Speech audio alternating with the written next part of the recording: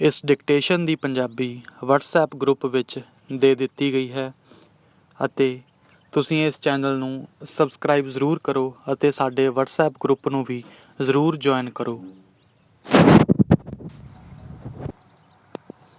Today 26 April and it's Punjabi Tribune संपादकीय dictation.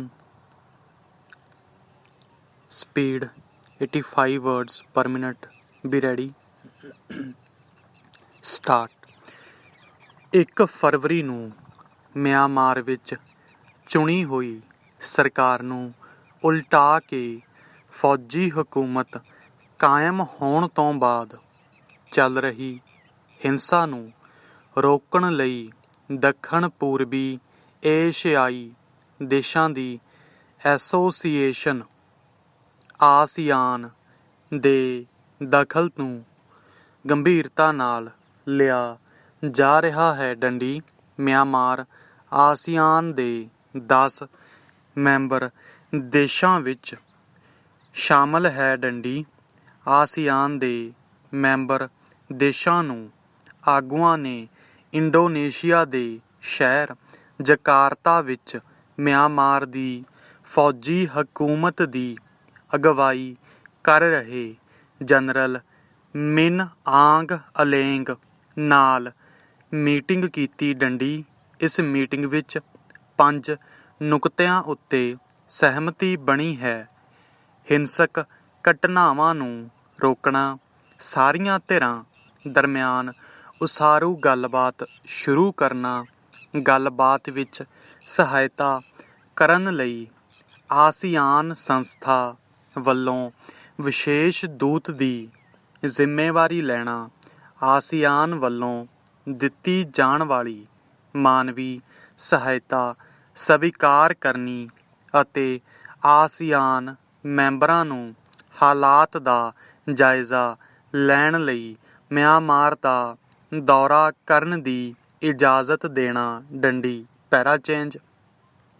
Myanmar ਵਿੱਚ ਰਾਜ ਪਲਟੇ ਦਾ ਵਿਰੋਧ ਕਰ ਰਹੇ ਕੁਝ ਆਗੂਆਂ ਜੋ ਆਪਣੇ ਆਪ ਨੂੰ ਸਮਾਨ ਅੰਤਰ ਜਨਤਕ ਸਰਕਾਰ ਕਹਿੰਦੇ ਹਨ ਨੇ ਆਸੀਆਨ ਦੇ ਇਸ ਕਦਮ ਦਾ ਸਵਾਗਤ ਕਰਦਿਆਂ ਕਿਹਾ ਹੈ ਕਿ ਫੌਜੀ ਹੁਕਮਰਾਨਾਂ ਨੂੰ ਇਹਨਾਂ ਸਹਿਮਤੀਆਂ ਉੱਤੇ ਅਮਲ ਕਰਨ ਲਈ ਪਾਬੰਦ ਕਰਨਾ ਚਾਹੀਦਾ ਹੈ। ਡੰਡੀ ਸਮਾਨਾਂਤਰ ਸਰਕਾਰ ਵਿੱਚ ਜਮਹੂਰੀਅਤ ਪੱਖੀ ਹਥਿਆਰਬੰਦ ਦਸਤੇ ਅਤੇ ਆਂਗ ਸਾਂ ਸੂ ਕੀ ਪ੍ਰਸ਼ਾਸਨ ਦੇ ਬਚੇ ਖੁਚੇ ਹਿੱਸੇ ਸ਼ਾਮਲ ਹਨ। ਡੰਡੀ ਉਹ ਲੋਕ ਫਤਵੇ ਦੀ ਕਦਰ ਕਰਨ ਅਤੇ ਜਮਹੂਰੀਅਤ ਬਹਾਲ ਕਰਨ ਦੀ ਮੰਗ ਕਰ ਰਹੇ ਹਨ। ਡੰਡੀ ਫੌਜ ਦੇ ਵੱਡੇ ਹਿੱਸੇ ਨੇ ਸੂ ਕੀ ਦੀ ਅਗਵਾਈ ਵਾਲੀ ਧਿਰ ਨੂੰ ਚੋਣਾਂ ਵਿੱਚ ਮਿਲੀ ਜਿੱਤ ਨੂੰ ਹੇਰਾਫੇਰੀ ਕਰਾਰ ਦਿੰਦਿਆਂ ਸੱਤਾ ਹਥਿਆ ਲਈ ਸੀ। ਡੰਡੀ ਜਮਹੂਰੀਅਤ ਪੱਖੀਆਂ ਨੇ ਸਰਕਾਰ ਖਿਲਾਫ ਸਿਵਲ ਨਾਫਰਮਾਨੀ ਦੀ ਲਹਿਰ ਸ਼ੁਰੂ ਕੀਤੀ ਹੋਈ ਹੈ। ਡੰਡੀ ਫੌਜੀ ਹਕੂਮਤ ਨੇ ਵਿਰੋਧ ਨੂੰ ਦਬਾਉਣ ਲਈ ਵੱਡੇ ਪੱਧਰ ਉੱਤੇ ਕੀਤੇ ਗਏ ਕਤਲੇ-ਆਮ ਵਿੱਚ 748 ਨਾਗਰਿਕ ਮਾਰੇ ਜਾ ਚੁੱਕੇ ਹਨ। ਡੰਡੀ ਬਹੁਤ ਸਾਰੇ ਲੋਕ ਬੇਘਰੇ ਹੋ ਗਏ ਅਤੇ ਰਿਫਿਊਜੀ ਬਣ ਗਏ ਹਨ। ਡੰਡੀ ਮਿਆਂਮਾਰ ਨਾਲ ਸੰਬੰਧਿਤ ਬਹੁਤ ਸਾਰੇ ਵਿਅਕਤੀਆਂ ਨੇ ਆਸੀਆਨ ਆਗੂਆਂ ਦੀ ਇਸ ਪਹਿਲਕਦਮੀ ਬਾਰੇ ਅਸਹਿਮਤੀ ਪ੍ਰਗਟਾਈ ਹੈ। ਡੰਡੀ ਇਹ ਸਵਾਲ ਉਠਾਇਆ ਜਾ ਰਿਹਾ ਹੈ ਕਿ ਸਿਵਲ ਨਾਫਰਮਾਨੀ ਦੌਰਾਨ ਗ੍ਰਿਫਤਾਰ ਕੀਤੇ 3300 ਤੋਂ ਵੱਧ ਨਿਰਦੋਸ਼ ਲੋਕਾਂ ਦੀ ਰਿਹਾਈ ਬਾਰੇ ਕੋਈ ਗੱਲ ਨਹੀਂ ਕੀਤੀ ਗਈ। ਡੰਡੀ ਫੌਜੀ ਹਕੂਮਤ ਨੂੰ ਨਾਗਰਿਕਾਂ ਦੇ ਕਤਲੇਆਮ ਲਈ ਕਟਹਿਰੇ ਵਿੱਚ ਖੜ੍ਹੇ ਕੀਤਾ ਜਾਣਾ ਚਾਹੀਦਾ ਸੀ। ਡੰਡੀ ਸੂ ਕੀ ਦੀ ਧਿਰ ਨੇ ਗੱਲਬਾਤ ਦੀ ਸ਼ੁਰੂਆਤ ਸਹੀ ਕਹਿਣ ਦੇ ਨਾਲ ਸਹਿਮਤੀ ਵਾਲੇ ਨੁਕਤਿਆਂ ਉੱਤੇ ਸਮਾਂਬੱਧ ਅਮਲ ਦੀ ਕਮੀ ਉੱਤੇ ਸਵਾਲ ਉਠਾਇਆ ਹੈ। ਡੰਡੀ ਜਾਣਕਾਰ ਇਹ ਵੀ ਮੰਨ ਰਹੇ ਹਨ ਕਿ ਗੁਆਂਢੀ ਮੁਲਕਾਂ ਦੇ ਦਬਾਅ ਹੇਠ ਕੁਝ ਗੱਲਾਂ ਮੰਨ ਲੈਣਾ ਇੱਕ ਗੱਲ ਹੈ, ਪਰ ਉਹਨਾਂ 'ਤੇ ਅਮਲ ਕਰਵਾਉਣਾ ਬੇਹੱਦ ਮੁਸ਼ਕਲ ਹੈ। ਡੰਡੀ ਕਰੀਬ 3 ਮਹੀਨਿਆਂ ਤੋਂ ਮਿਆਂਮਾਰ ਗ੍ਰਹਿ ਯੁੱਧ ਦੀ ਸਥਿਤੀ ਵਿੱਚ ਹੈ। ਡੰਡੀ ਮਿਆਂਮਾਰ ਤੋਂ ਬਾਹਰ ਵੀ ਮਨੁੱਖੀ ਅਧਿਕਾਰਾਂ ਅਤੇ ਜਮਹੂਰੀਅਤ ਦੇ ਪੱਖ ਵਿੱਚ ਲੋਕ ਰਾਏ ਲਾਮਬੰਦ ਕੀਤੇ ਜਾਣ ਦੀ ਲੋੜ ਹੈ। ਡੰਡੀ ਇਸ ਲਈ ਸੰਯੁਕਤ ਰਾਸ਼ਟਰ ਸੰਘ UNO ਹੋਰ ਅੰਤਰਰਾਸ਼ਟਰੀ ਸੰਸਥਾਵਾਂ ਅਤੇ ਦੁਨੀਆ ਦੇ ਮੋਹਰੀ ਦੇਸ਼ਾਂ ਨੂੰ ਲੋੜੀਂਦੀ ਭੂਮਿਕਾ ਨਿਭਾਉਣੀ ਚਾਹੀਦੀ ਹੈ। ਡੰਡੀ ਸਟਾਪ ਨਾਓ ਸੰਪਾਦਕੀ second dictation starts speed same be ready start. ਕੋਵਿਡ-19 ਦੀ ਦੂਸਰੀ ਲਹਿਰ ਨੇ ਦੇਸ਼ ਦੇ ਲੋਕਾਂ ਦੇ ਮਨ ਵਿੱਚ ਡਰ ਅਤੇ ਸਹਿਮ ਅਤੇ ਉਦਾਸੀ ਪੈਦਾ ਕੀਤੀ ਹੈ। ਡੰਡੀ ਰਿਸ਼ਤੇਦਾਰਾਂ, ਦੋਸਤਾਂ ਅਤੇ ਨਜ਼ਦੀਕੀਆਂ ਦੀਆਂ ਮੌਤਾਂ ਲੋਕਾਂ ਦੇ ਮਨਾਂ ਵਿੱਚ ਅਹਿਮ ਖਲਾਅ ਪੈਦਾ ਕਰ ਰਹੀਆਂ ਹਨ, ਜਿਸ ਨੂੰ ਸ਼ਬਦ ਬਿਆਨ ਨਹੀਂ ਕਰ ਸਕਦੇ। ਡੰਡੀ ਇਸ ਦੇ ਨਾਲ ਸਰਕਾਰਾਂ ਦਾ ਰਵੱਈਆ ਲੋਕ ਮਨ ਵਿੱਚ ਅਜਿਹੇ ਗੁੱਸੇ ਤੇ ਰੋਸ ਨੂੰ ਜਨਮ ਦੇ ਰਿਹਾ ਹੈ, ਜਿਸ ਦਾ ਤੂਫਾਨ ਮਨਾਂ ਵਿੱਚ ਜਾਂ ਘਰ ਦੇ ਅੰਦਰ ਹੀ ਬੋਲ ਕੇ ਖਤਮ ਹੋ ਜਾਂਦਾ ਹੈ। ਡੰਡੀ ਕਈ ਲੋਕ ਸੋਸ਼ਲ ਮੀਡੀਆ ਦੇ ਪਲੇਟਫਾਰਮਾਂ 'ਤੇ ਬੋਲ ਕੇ ਮਨ ਦੀ ਭੜਾਸ ਕੱਢ ਰਹੇ ਹਨ, ਪਰ ਸਾਡੀ ਸਮਾਜਿਕ ਤੋਰ ਦੱਸਦੀ ਹੈ ਕਿ ਸਾਨੂੰ ਕੋਈ ਰਾਹ ਜਾਂ ਦਿਸ਼ਾ ਦਿਖਾਈ ਨਹੀਂ ਦੇ ਰਹੀ। ਡੰਡੀ ਲੋਕ ਤਾਕਤ ਤੇ ਸੱਤਾ ਦੀ ਦੀਵਾਰ 'ਚ ਸੰਨ ਲਾਉਣਾ ਚਾਹੁੰਦੇ ਹਨ ਅਤੇ ਆਸ ਕਰਦੇ ਹਨ ਕਿ ਇਹੋ ਜਿਹੀ ਸੰਨ ਲੱਗਣ ਪਿੱਛੋਂ ਹਰ ਪਾਸੇ ਚਾਨਣ ਹੋ ਜਾਵੇਗਾ, ਪਰ ਉਹਨਾਂ ਨੂੰ ਸੰਨ ਲਾਉਣ ਦਾ ਕੋਈ ਤਰੀਕਾ ਨਹੀਂ ਸੁੱਝ ਰਿਹਾ। ਡੰਡੀ ਕਈ ਮਹੀਨਿਆਂ ਤੋਂ ਚੱਲ ਰਹੇ ਕਿਸਾਨ ਅੰਦੋਲਨ ਨੇ ਲੋਕਾਂ ਦੀਆਂ ਆਸਾਂ ਨੂੰ ਜਿਉਂਦਿਆਂ ਰੱਖਿਆ ਹੈ, ਪਰ ਇਸ 'ਤੇ ਵੀ ਕੋਵਿਡ-19 ਦੇ ਪਰਛਾਵੇਂ ਪੈ ਰਹੇ ਹਨ। ਡੰਡੀ ਪੈਰਾ ਚੇਂਜ ਸੱਤਾਧਾਰੀਆਂ ਅਤੇ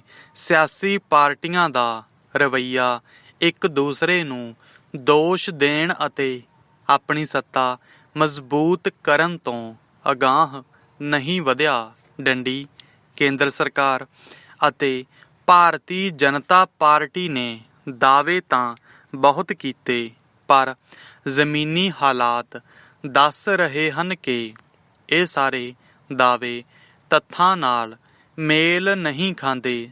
ਡੰਡੀ ਇੱਕ ਪਾਸੇ ਕੇਂਦਰੀ ਸਿਹਤ ਮੰਤਰੀ ਇਹ ਸੰਦੇਸ਼ ਦੇ ਰਿਹਾ ਸੀ ਕਿ ਅਸੀਂ ਸਰੀਰਕ ਦੂਰੀ ਬਣਾ ਕੇ ਰੱਖਣ ਦੇ ਅਸੂਲ 'ਤੇ ਚੱਲੀਏ, ਅਤੇ ਦੂਸਰੇ ਪਾਸੇ ਪ੍ਰਧਾਨ ਮੰਤਰੀ ਪੱਛਮੀ ਬੰਗਾਲ ਵਿੱਚ ਹਜ਼ਾਰਾਂ ਲੋਕਾਂ ਦੇ ਇਕੱਠ ਨੂੰ ਵੇਖ ਕੇ ਖੁਸ਼ ਹੁੰਦਿਆਂ ਕਹਿ ਰਹੇ ਸਨ ਕਿ ਉਹਨਾਂ ਨੂੰ ਹਰ ਪਾਸੇ ਲੋਕ ਹੀ ਲੋਕ ਦਿਖਾਈ ਦੇ ਰਹੇ ਹਨ। ਡੰਡੀ ਉਹੀ ਲੋਕ ਹਸਪਤਾਲਾਂ ਵਿੱਚ ਬੈੱਡ, ਆਕਸੀਜਨ ਅਤੇ ਦਵਾਈਆਂ ਨਾ ਮਿਲਣ ਕਾਰਨ ਮਰ ਰਹੇ ਹਨ। ਡੰਡੀ ਸੰਤਾਨ, ਮਾਪੇ, ਭੈਣ ਭਰਾ, ਰਿਸ਼ਤੇਦਾਰ ਸਭ ਰੋ ਕੁਰਲਾ ਰਹੇ ਹਨ, ਪਰ ਸੱਤਾਧਾਰੀਆਂ ਨੂੰ ਕੁਝ ਸੁਣਾਈ ਨਹੀਂ ਦਿੰਦਾ।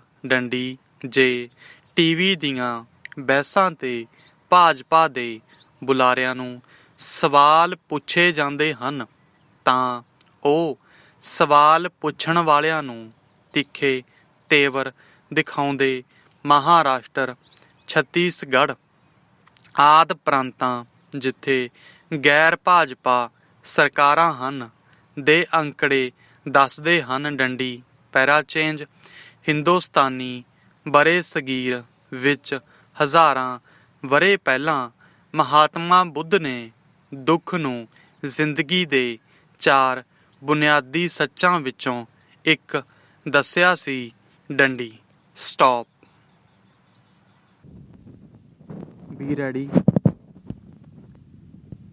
ਸਟਾਰਟ। ਦਿੱਲੀ ਦੇ 2 ਹਸਪਤਾਲਾਂ ਅਤੇ ਅੰਮ੍ਰਿਤਸਰ ਦੇ ਇੱਕ ਹਸਪਤਾਲ ਵਿੱਚ ਆਕਸੀਜਨ ਦੀ ਕਮੀ ਕਾਰਨ ਹੋਈਆਂ ਮੌਤਾਂ ਜਿੱਥੇ ਵੱਡੇ ਮਨੁੱਖੀ ਦੁਖਾਂਤ ਦੀ ਨਿਸ਼ਾਨਦੇਹੀ ਕਰਦੀਆਂ, ਉੱਥੇ ਇਹ ਵੀ ਦਰਸਾਉਂਦੀਆਂ ਹਨ ਕਿ ਸਿਹਤ ਪ੍ਰਬੰਧ ਅਤੇ ਹੋਰ ਪ੍ਰਸ਼ਾਸਨਿਕ ਮਾਮਲਿਆਂ ਵਿੱਚ ਅਫਰਾ-ਤਫਰੀ ਫੈਲੀ ਹੋਈ ਹੈ। ਡੰਡੀ ਜਿੱਥੇ ਨਿੱਜੀ ਖੇਤਰ ਦੇ ਹਸਪਤਾਲ ਆਕਸੀਜਨ ਦੀ ਕਮੀ ਕਾਰਨ ਹਾਈ ਕੋਰਟਾਂ ਵਿੱਚ ਪਹੁੰਚੇ, ਉੱਥੇ ਦੇਸ਼ ਵਿੱਚ ਬਹੁਤ ਸਾਰੇ ਹਸਪਤਾਲਾਂ ਜਿਨ੍ਹਾਂ ਵਿੱਚ ਸਰਕਾਰੀ ਤੇ ਨਿੱਜੀ ਖੇਤਰ ਦੇ ਹਸਪਤਾਲ ਸ਼ਾਮਲ ਹਨ ਨੇ ਆਪਣੇ ਗੇਟਾਂ ਦੇ ਬਾਹਰ ਇਹ ਲਿਖ ਕੇ ਲਗਾ ਦਿੱਤਾ ਹੈ ਕਿ ਇੱਥੇ ਬੈੱਡ ਜਾਂ ਆਕਸੀਜਨ ਉਪਲਬਧ ਨਹੀਂ। ਡੰਡੀ ਦਸੰਬਰ ਅਤੇ ਜਨਵਰੀ ਵਿੱਚ ਕੇਸ ਘਟਣ ਕਾਰਨ ਦੇਸ਼ ਦੇ ਸਿਆਸੀ ਆਗੂ, ਪ੍ਰਸ਼ਾਸਕ, ਯੋਜਨਾਵਾਂ ਬਣਾਉਣ ਵਾਲੇ ਮਾਹਿਰ, ਡਾਕਟਰ ਅਤੇ ਸਿਹਤ ਵਿਗਿਆਨੀ ਇਹ ਸਮਝਣ ਲੱਗ ਪਏ ਸਨ ਕਿ ਭਾਰਤ ਵਿੱਚ ਕਰੋਨਾ ਖਤਮ ਹੋ ਗਿਆ ਹੈ। ਡੰਡੀ ਸਿਹਤ ਖੇਤਰ ਦੇ ਕੁਝ ਮਾਹਿਰਾਂ ਨੇ ਕਰੋਨਾ ਦੀ ਦੂਸਰੀ ਲਹਿਰ ਬਾਰੇ ਚੇਤਾਵਨੀ ਦਿੱਤੀ ਸੀ, ਪਰ ਸਰਕਾਰਾਂ ਨੇ ਉਸ ਵੱਲ ਕੋਈ ਧਿਆਨ ਨਹੀਂ ਦਿੱਤਾ। ਡੰਡੀ ਪ੍ਰਧਾਨ ਮੰਤਰੀ ਨੇ ਰਾਸ਼ਟਰੀ ਅਤੇ ਅੰਤਰਰਾਸ਼ਟਰੀ ਪੱਧਰ 'ਤੇ ਦਾਅਵਾ ਕੀਤਾ ਸੀ ਕਿ ਭਾਰਤ ਨੇ ਕਰੋਨਾ ਨੂੰ ਹਰਾ ਦਿੱਤਾ ਹੈ। ਡੰਡੀ ਇਹੀ ਨਹੀਂ, ਸਿਖਰਲੇ ਕੰਪਿਊਟਰ ਵਿਗਿਆਨੀਆਂ ਤੋਂ ਤਿਆਰ ਕਰਵਾਏ ਗਏ ਇੱਕ ਮਾਡਲ ਵਿੱਚ ਇਹ ਸਿੱਧ ਕੀਤਾ ਗਿਆ ਕਿ ਜੇਕਰ ਮਾਰਚ 2020 ਵਿੱਚ ਤਾਲਾਬੰਦੀ ਨਾ ਕਰਾਈ ਜਾਂਦੀ ਤਾਂ ਕਿੰਨੀ ਤਬਾਹੀ ਮਚਣੀ ਸੀ ਅਤੇ ਇਸ ਤਾਲਾਬੰਦੀ ਨੇ ਬਹੁਤ ਸਾਰੀਆਂ ਜਾਨਾਂ ਬਚਾਈਆਂ ਸਨ। ਡੰਡੀ ਹੁਣ ਮਾਹਿਰ ਸਵਾਲ ਕਰ ਰਹੇ ਹਨ ਕਿ ਜੇ ਇਹ ਮਾਡਲ ਸਹੀ ਸੀ ਤਾਂ ਇਹਨੂੰ ਇਹ ਵੀ ਦੱਸਣਾ ਚਾਹੀਦਾ ਸੀ ਕਿ ਵਾਇਰਸ ਮੁੜ ਦੁਬਾਰਾ ਫੈਲ ਸਕਦਾ ਹੈ ਅਤੇ ਉਸ ਲਈ ਕੀ ਕਰਨਾ ਚਾਹੀਦਾ ਹੈ। ਡੰਡੀ ਪੈਰਾਚੇਂਜ ਦਸੰਬਰ ਮਹੀਨੇ ਵਿੱਚ ਹੀ ਇੰਗਲੈਂਡ ਤੇ ਹੋਰ ਦੇਸ਼ ਮਹਾਮਾਰੀ ਦੀ ਦੂਸਰੀ ਲਹਿਰ ਦਾ ਸਾਹਮਣਾ ਕਰ ਰਹੇ ਅਤੇ ਇਸ ਬਾਰੇ ਖੋਜ ਕਰ ਰਹੇ ਸਨ ਕਿ ਦੂਸਰੀ ਲਹਿਰ ਵਿੱਚ ਕਰੋਨਾ ਤੇਜ਼ੀ ਨਾਲ ਕਿਉਂ ਫੈਲ ਰਿਹਾ ਸੀ। ਡੰਡੀ ਇੰਗਲੈਂਡ ਉਹਨਾਂ ਦੇਸ਼ਾਂ ਵਿੱਚੋਂ ਮੋਹਰੀ ਸੀ ਜਿੱਥੇ ਇਹ ਸ਼ਨਾਖਤ ਕੀਤੀ ਗਈ ਕਿ ਕਰੋਨਾ ਰੂਪ ਬਦਲ ਰਿਹਾ ਹੈ। ਡੰਡੀ ਇੰਗਲੈਂਡ ਦੇ ਸਿਹਤ ਵਿਗਿਆਨੀਆਂ ਨੇ ਦੱਸਿਆ ਕਿ ਬਦਲਿਆ ਰੂਪ ਪਹਿਲਾਂ ਵਾਲੇ ਰੂਪ ਤੋਂ ਤੇਜ਼ੀ ਨਾਲ ਫੈਲਦਾ ਹੈ ਤੇ ਇਸ ਕਾਰਨ ਜ਼ਿਆਦਾ ਮੌਤਾਂ ਹੁੰਦੀਆਂ ਹਨ। ਡੰਡੀ ਭਾਰਤ ਵਿੱਚ ਬਦਲੇ ਹੋਏ ਰੂਪਾਂ ਵੱਲ ਜ਼ਿਆਦਾ ਧਿਆਨ ਨਹੀਂ ਦਿੱਤਾ ਗਿਆ ਅਤੇ ਬਦਲੇ ਹੋਏ ਰੂਪਾਂ ਬਾਰੇ ਅਧਿਐਨ, ਜਿਸ ਨੂੰ ਜੀਨੋਮ ਸੀਕੁਐਂਸਿੰਗ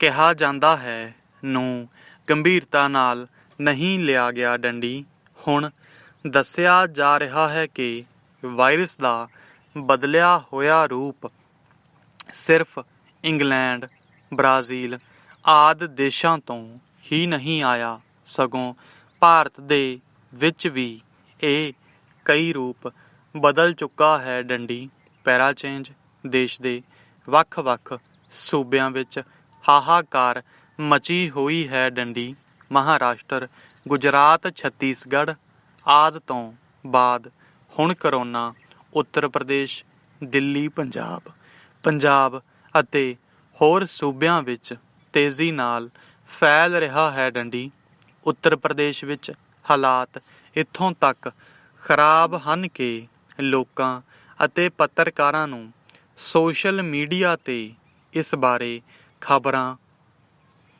ਪਾਉਣ ਤੋਂ ਵੀ ਮਨ੍ਹਾ ਕੀਤਾ ਜਾ ਰਿਹਾ ਹੈ। ਡੰਡੀ ਕੇਂਦਰ ਸਰਕਾਰ ਦਾ ਰਵੱਈਆ ਇਸ ਦੇ ਸੋਲਿਸਿਟਰ ਜਨਰਲ ਤੁਸ਼ਾਰ ਮਹਿਤਾ ਦੇ ਉਹਨਾਂ ਸ਼ਬਦਾਂ ਵਿੱਚ ਪ੍ਰਤੱਖ ਦਿਖਾਈ ਦਿੱਤਾ ਜੋ ਉਸਨੇ ਦਿੱਲੀ ਹਾਈ ਕੋਰਟ ਵਿੱਚ ਆਕਸੀਜਨ ਦੀ ਕਮੀ ਬਾਰੇ ਹੋ ਰਹੀ ਸੁਣਵਾਈ ਵਿੱਚ ਦਿੱਲੀ ਸਰਕਾਰ ਦੇ ਵਕੀਲ ਨੂੰ ਕਿਹਾ, ਰੋਂਦੂ ਬੱਚਿਆਂ ਵਾਂਗ ਗੱਲ ਨਾ ਕਰੋ। ਡੰਡੀ ਜਦ ਸੂਬੇ ਨੂੰ ਆਕਸੀਜਨ ਵੀ ਪੂਰੀ ਮਾਤਰਾ ਵਿੱਚ ਨਾ ਮਿਲ ਰਹੀ ਹੋਵੇ ਤਾਂ ਸੂਬਾ ਸਰਕਾਰ ਨੂੰ ਅਦਾਲਤ ਸਾਹਮਣੇ ਫਰਿਆਦ ਕਰਨ ਤੋਂ ਸਿਵਾ ਕੋਈ ਚਾਰਾ ਨਹੀਂ।